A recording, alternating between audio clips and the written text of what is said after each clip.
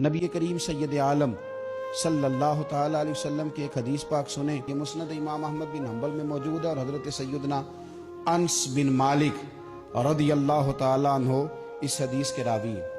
حضرت انس بن مالک رضی اللہ تعالی عنہ فرماتے ہیں کہ دن نبی پاک صلی اللہ علیہ وسلم نے صحابہ سے فرمایا کہ روزہ رکھو، نفلی روزہ تھا، اور میرے پوچھے بغیر، میری اجازت کے بغیر افطار نہ کرنا۔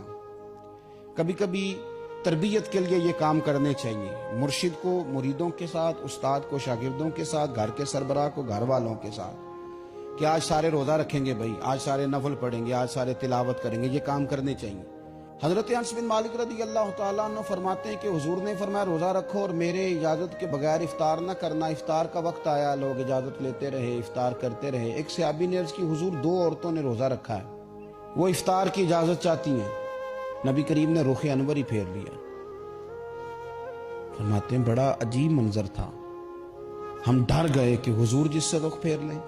وہ دوسری طرف سے آئے، یا رسول اللہ وہ دو عورتیں افطار کی اجازت چاہتی ہیں۔ حضور نے پھر رخ پھیر لیا۔ وہ تیسری جانب سے آئے، حضور وہ افطار کی اجازت چاہتی ہیں۔ سرکار نے پھر رخ پھیرا، وہ سامنے آ کے کھڑے ہو گئے، فدا کا ابی و امی یا رسول اللہ، سونیا کرم نوازی کرے، وہ تو پیاس اور بھوک سے مر جائیں گے۔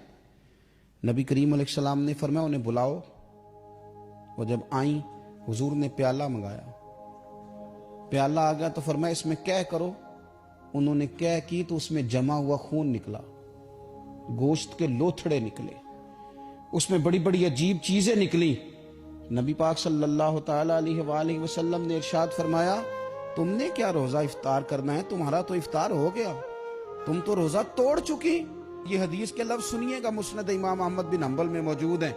حضور فرماتے ہیں تم نے حلال چیزوں سے روزہ رکھ لیا تھا، حلال چیزوں سے، کھانا کھانا حلال ہے نا، اس سے روزہ رکھ لیا، پانی پینا حلال ہے، اس سے روزہ رکھ لیا۔ فرمایا حلال چیزوں سے تم نے روزہ رکھ لیا تھا اور حرام کے ساتھ تم نے توڑ دیا ہے۔